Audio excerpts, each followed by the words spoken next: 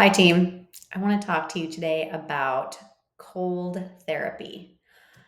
Everywhere you turn, people seem to be jumping into cold plunges, praising the energy boost, improved mood, and faster muscle recovery that they experience. But is all the hype around cold therapy actually justified? Does deliberate cold exposure have real science backed benefits for health and fitness, or is it just another fleeting trend in the witness world? Lucky for you, I've spent nearly 2 years directing scientific research and education at Restore Hyper Wellness. And I want to share the research we've been doing on the impact of cold exposure on the body, as well as compare the two most popular cold therapies: cold water immersion and cryotherapy. And while both methods utilize cold exposure, they differ in their mechanisms of action, especially when it comes to how they affect the autonomic nervous system, nociceptors, which are your pain receptors, heart rate variability, inflammation, and recovery from intense physical activity. Interestingly, most of the data we have on cold exposure relates to cold water immersion and cold water swimming. Data on cryotherapy is actually pretty limited, but I'm working on this at Restore. And teaser, it's not fully published yet, although at this recording, I'm hoping in the next day or two it will be, and we will link in the text. But I do have a new study showing that with consistent use of cryotherapy, about 6 times per month, people experience lower levels of chronic inflammation and some benefits to metabolic health. So let's just start with the basics of cold exposure. Exposure to extreme cold acts as what we call an acute hormetic stress. So just enough stress, not too much. It challenges the body's physiologic processes to maintain temperature homeostasis. After registering cold via the temperature receptors or nociceptors in the skin, the body injects a robust surge of what we call catecholamines, specifically noradrenaline or norepinephrine, into the bloodstream. And this is being directed by the sympathetic nervous system. This stress response, this hormetic stress response, triggers the fight or flight mode, which causes increased alertness and focus, elevated heart rate, and rapid breathing. In order to maintain core body temperature, the blood vessels closest to the outside of the body constrict to keep blood focused on our essential internal organs and mitigate dissipation of heat through the skin. Blood is then shunted away from the arms and the legs into the core and the internal organs where it can keep everything in homeostasis. In the short term, there are also implications for changes in white blood cells, changes in free radical production, brain chemicals like dopamine, and some interesting little buggers called cold shock proteins, which protect cells and improve their function by reducing stress and eventually promoting recovery. Now, much less is known about repeat or long term cold exposure, mostly because there are just limited studies right now. So we're sort of suffering from a bit of an absence of evidence. The best data, as I mentioned just a moment ago, are what we have in lifelong cold water swimmers. And while there is physiologic plausibility for a wide range of these adaptations that you're seeing in all the headlines with repeat cold exposure, some positive and some negative, the hype that this is a tool for longevity or healthy aging is still pretty theoretical. However, I'm going to give you a side by side comparison of what's going on with these two different types of cold therapy. And I'm also going to examine several outcomes that could be beneficial to our long term health. It's important to note that cold water immersion and cryotherapy differ significantly both in temperature and duration of exposure as we go through this list. Cold water immersion typically involves submersion in water at temperatures between 50 and 59 degrees Fahrenheit or 10 to 15 degrees Celsius. Remember, it's got to be water. If it's any colder, it will become ice. And exposure usually lasts about 10 to 20 minutes. Cryotherapy, on the other hand, exposes the body to extremely low air temperatures, often ranging from about negative 166 to negative 220 degrees Fahrenheit. So that's about negative 110 to negative 140 degrees Celsius. But unlike cold water immersion, this is only for very brief periods of time, usually 2 to 4 minutes. And while both methods definitely aim to reduce inflammation, promote recovery, the temperature and exposure time are tailored to different physiologic responses. And this is actually pretty interesting. So let's get into it. So, cold water immersion versus whole body cryotherapy. First, let's talk about the autonomic nervous system. I mentioned this just a minute ago. The autonomic nervous system is responsible for regulating involuntary functions of the body like heart rate, digestion, respiratory rate, and it responds differently to cold water immersion and to cryotherapy. So let's start with cold water immersion. Remember, this is the submerging in water between 10 and 15 degrees Celsius or somewhere between 50 and 60 or so degrees Fahrenheit. This has been shown to activate the autonomic nervous system during and after immersion. When you first get in that frigid water, the cooling of the skin and the actual physical pressure exerted by the water itself will initially induce an immediate activation of the sympathetic nervous system. This is that fight or flight feeling that you get. But this is typically followed by a pretty significant parasympathetic response, rest and digest. And we call it a rebound once the body adapts to that temperature itself. The parasympathetic activation helps in calming the body, potentially improving sleep quality, reducing overall inflammation. And this likely has to do with some combination effect of both the cooling of the core temperature along with the deep breathing a person does while submerged. So if you've ever tried cold plunge before, you know you get in and it's really easy to potentially hyperventilate. And one of the things that you do to keep yourself in the water is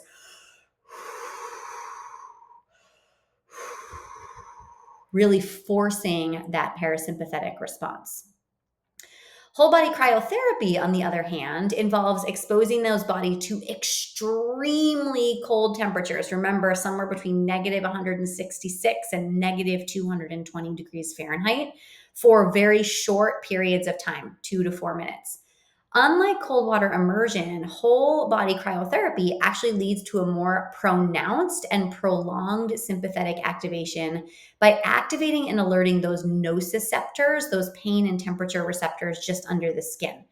This is unique from cold water immersion because the temperature shift in cryotherapy is so dramatic. It's so much colder. The extreme cold triggers this fight or flight response, like cold water immersion, as the body works to protect core temperature by using the vasoconstriction in the periphery, like you saw with the cold water immersion. This activation of the sympathetic nervous system creates a heightened alertness and can be really energizing post session. And like cold water immersion, we also see that there's this parasympathetic nervous system rebound effect when you start to warm yourself up. Now, some key differences here when we're thinking about the autonomic nervous system. While cold water immersion promotes a more immediate parasympathetic rebound while you're in the water itself, whole body cryotherapy predominantly activates the sympathetic nervous system, resulting in a more stimulating and alert post treatment effect. And this is followed by a later parasympathetic rebound. So you've got a timing difference here. Now, I've been mentioning this word nociceptors a fair amount, so let's talk a little bit more about them. These are the pain and the temperature receptors. Nociceptors are sensory neurons that detect harmful stimuli, essentially, and then transmit that signal rapidly to the brain. And both cold water immersion and cryotherapy target these receptors, but in slightly different ways. So, cold water immersion impacts those nociceptors through a combination of cold induced numbing. So, you actually get into the water and you have this numbing or analgesic effect, and this pressure effect, this hydrostatic pressure effect of the water itself. The immersion in the cold water reduces the temperature of the skin and the underlying tissues, which slows nerve conduction velocity, effectively dampening those pain signals from the nociceptors. So it's a numbing effect. Additionally, the pressure exerted by the water can reduce inflammation and fluid buildup, further decreasing this sensation of pain. This is pretty similar from a mechanistic perspective to putting and holding ice on an injury. Whole body cryotherapy, on the other hand, does also induce an analgesic response. And there, again, this is a timing issue. So it's going to numb those nociceptors by rapidly cooling the skin to extreme temperatures. And this will actually lead to a more immediate reduction in pain. So you might actually have to be in the water for a little bit longer before you start to feel that experience. With cryotherapy, you're going to feel it pretty rapidly. And because the exposure is much shorter, it actually primarily only targets the skin's thermoreceptors, which are going to sort of block those nociceptive signals at a little bit more superficial pain point. So cold water immersion, if we're looking at the key difference, has a more sustained and deeper analgesic effect due to the prolonged exposure and hydrostatic pressure, while cryotherapy offers pain relief more quickly, primarily through those surface level thermoreceptors. All right, one question I get a lot is about recovery. And we're all measuring recovery these days with our wearables, particularly by looking at heart rate variability. So remember, HRV, heart rate variability, is the measure of the variation in time between those heartbeats.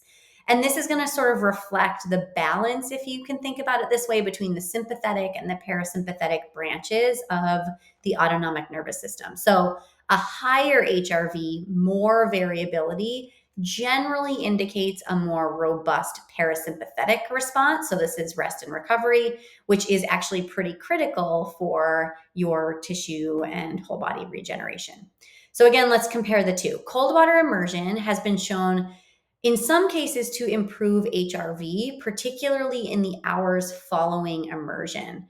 That parasympathetic rebound effect that we talked about earlier, that takes a little bit longer to induce from cold water immersion, helps to restore that autonomic nervous system balance, which is particularly beneficial after strenuous exercise. However, studies suggest that regular cold water immersion can enhance recovery by lowering heart rate and improving vagal tone, both of which are reflected in a higher HRV. So it is probably targeting a couple of different things that has a direct effect on your HRV overall. When we look at whole body cryotherapy, this is where whole body cryo actually has, it seems in the data right now, a slightly more beneficial effect, although the mechanism as to why is a little bit unclear. So given the sympathetic dominance induced by the extreme cold, that feeling of when you are in that cryo chamber, there may actually be an initial reduction in HRV immediately following cryo, immediately after exposure. So right when you get out of the chamber. But the rebound effect, because of that, seems to be more profound. So you get that reduction, but then you get a really large bounce effect. Some research suggests that with long-term repeated exposure, whole body cryotherapy improves HRV as the body adapts and rebalances over and over again. In fact, a recent meta-analysis of 27 randomized controlled trials actually demonstrated that whole body cryotherapy improved resting heart rate and HRV a little bit better than cold water immersion. Splitting hairs a little bit, but it does seem to be giving an edge to cryotherapy. So if we look at the key differences for HRV, cold water immersion tends to have a more immediate and measurable positive effect on HRV, so right afterwards, due to the parasympathetic activation that occurs when you get out of the water.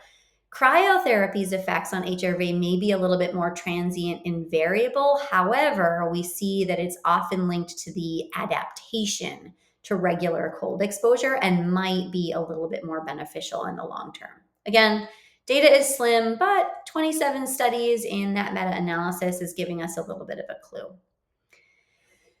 The next one is highly related. So I wanted to look at the effects of overall recovery from strenuous exercise or competition utilizing cold therapy. And here's where things get pretty interesting. So both cold water immersion and cryotherapy are really popular recovery modalities right now for athletes and fitness enthusiasts, but they do seem to differ in their overall impact on recovery, and timing seems to be everything. In some cases, we're actually seeing that cold therapy, particularly cold plunge, is really not a good idea. So let's start with that cold water immersion. We have seen that cold water immersion is a pretty powerful tool to reduce muscle soreness. So, this is the delayed onset muscle soreness, or DOMS, that you read about, inflammation and swelling after intense exercise. And on the surface, that seems like a good idea. When we look at the cooling effect of cold water immersion, it seems to help reduce blood flow to damaged tissues, which limits inflammation and muscle damage. And that hydrostatic pressure of the water acts like a compression tool, can promote recovery. However, do remember that not all inflammation is bad. Now, I'm a muscle researcher, and this is something that we've been tracking for a long period of time, particularly when we look at supplementation or utilizing these anti inflammatories that people like to take, like ibuprofen, around exercise. And what we're seeing is that blunting inflammation immediately after exercise is actually a really bad idea for tissue regeneration. Essentially, you put a veil in between the damaged muscle and the immune system that it's trying to signal to. So, when we look at resistance training in particular, we see that this blunted effect appears to impair muscle recovery. And there have been some studies that have been repeated showing decreased long term gains in muscle mass and strength with repeated cold immersion immediately after exercise. And likely this is due to the blunting of the activation of key proteins and satellite cells and inflammatory molecules that are necessary for skeletal muscle adaptation. This does not seem to necessarily be the case for whole body cryotherapy. And remember that we're talking about whole body cryotherapy really only affecting the skin and not going so deep that it completely changes your core temperature. So, cryotherapy also has been shown to reduce muscle soreness and inflammation, though its effect seems to be typically more pronounced for superficial tissue. So, not those deep tissues that you might have really targeted during your squat or your bench press. And while whole body cryotherapy may not reach deeper tissue muscles as effectively as cold water immersion, its extreme temperatures seem to trigger this sort of systemic anti inflammatory response by increasing the production of anti inflammatory cytokines and improving circulation once the body returns to a normal temperature. So, this short duration at a very surface level seems to be having a very different effect post exercise. Unlike cold water immersion, and likely because of this smaller effect on blunting the inflammatory response, whole body cryotherapy has actually been shown to be better than cold water immersion for short term power recovery, specifically for muscles immediately after exercise and for overall muscle strength. Now, it's not particularly likely that you are going to be in the vicinity where you would finish your lift and jump right into a cryotherapy machine, unlike maybe having a cold plunge around. But this is pretty important information for people, particularly like athletes who need to compete again or are injured. So, you want to be weighing why you're using this cryotherapy. If it's because you need to bounce back really quickly, cryo is probably your best bet. And if you are using a cold plunge, don't use it immediately after your exercise. So, if we look at these key differences, cold water immersion tends to offer more in comprehensive recovery benefits as long as it's done away from your exercise. While cryotherapy is effective for this sort of surface level recovery and is often better suited for quick recovery bursts, especially when those deeper immersions are not feasible or are not desired. All right. What about inflammation? So let's dive a little bit deeper here because this is going to be, as I just mentioned, an important marker for recovery. So, cold water therapy and cryotherapy can both reduce inflammation by rapidly cooling the body, which triggers this reduction in blood flow to inflamed tissues. It can slow the release of inflammatory cytokines. It helps to decrease swelling and muscle damage, and potentially at the end of the day promotes faster recovery if done and timed well. This has been pretty well documented by putting ice on an injury, right? We've known this for a long period of time. Um, when we look at the effects of cold water immersion versus whole body cryotherapy, this is where things get a little bit sticky because there's not a ton of data in either modality. So, there is some pretty solid evidence that demonstrates cold water immersion can reduce inflammation. But again, remember that this is in the cold water swimmers. We don't have really good data in utilizing it in an athletic sense or in some kind of recovery sense. Likely the reason that this is happening is it limits muscle damage and post-exercise swelling through the deeper cooling of the tissues. But remember, not all inflammation is bad inflammation, and post-exercise inflammation we actually think is pretty good. It has also been shown to modulate some metabolic markers by potentially improving things like insulin sensitivity, reducing muscle soreness, which could potentially also have kind of this virtuous cycle. So if you reduce your overall soreness or you improve metabolic markers, those are going to have downstream effects on inflammation itself. Whole body cryotherapy, on the other hand, offers this really superficial but rapid anti inflammatory effect by stimulating a systemic response.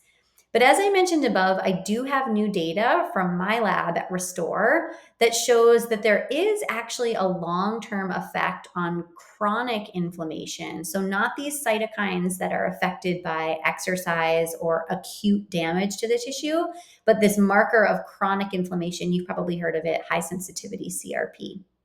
And so, our new study, which should be published momentarily, demonstrates that regular whole body cryotherapy will significantly lower levels of this high sensitivity CRP, which is a key inflammation marker for chronic inflammation. This is the one we actually do want to reduce. And I also show in our data that there is a downward trend in fasting glucose over time. So you remember we just talked about if your metabolism or metabolic markers are out of whack, that's going to have this vicious cycle of, also causing inflammation all by itself. So when we look at these effects together, it seems to be that this cryotherapy, as potentially also cold water immersion, has long-term effects on chronic inflammation.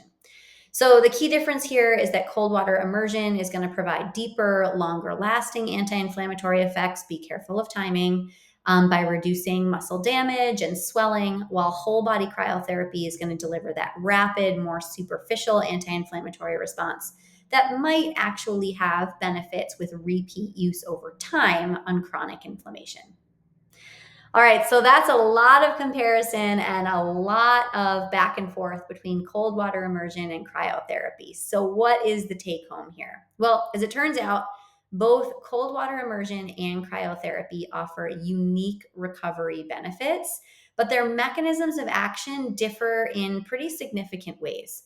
Cold water immersion is going to promote that parasympathetic activation immediately upon exiting the water, which can improve HRV immediately and potentially over time and provides sustained pain relief through that deep cooling and pressure. Cryotherapy, on the other hand, is going to induce that sympathetic response, the fight or flight, which offers rapid pain relief and a temporary energy boost, and then also probably has this sort of like rapid rebound effect immediately when you get out of the chamber. So, with regard to performance effects, cold water immersion is probably best to do hours away from a training session, as it might have detrimental outcomes, where cryotherapy might actually enhance performance, especially if you need to do some repeat physical bouts of power very close to each other. So, depending on your goals and whether you're seeking a deeper recovery after strenuous exercise or a quick recovery boost, Either therapy can be a valuable addition to your wellness routine. You just want to choose and time wisely. And then lastly, a quick word about safety is generally cold therapy is viewed as a very safe way to improve pain and inflammation, but it's important that you are careful about how long you are in these cold situations. We don't want to induce hypothermia. And if you have some kind of medical condition, it's really important to speak with your doctor or a trusted healthcare provider before adding cold water immersion or cryotherapy to your wellness routine. So, team, I hope I have demystified a little bit of the cold water immersion versus cryotherapy controversy. And you know that I will always keep you up to date with the latest information. If you are enjoying this info and the scientific evidence that I'm bringing you here on Strong Process, please share this with your friends. Go ahead and send them a link to my Substack and ask them to become a subscriber so that they can get access to all of these bonus materials. Thanks so much and have a beautiful day.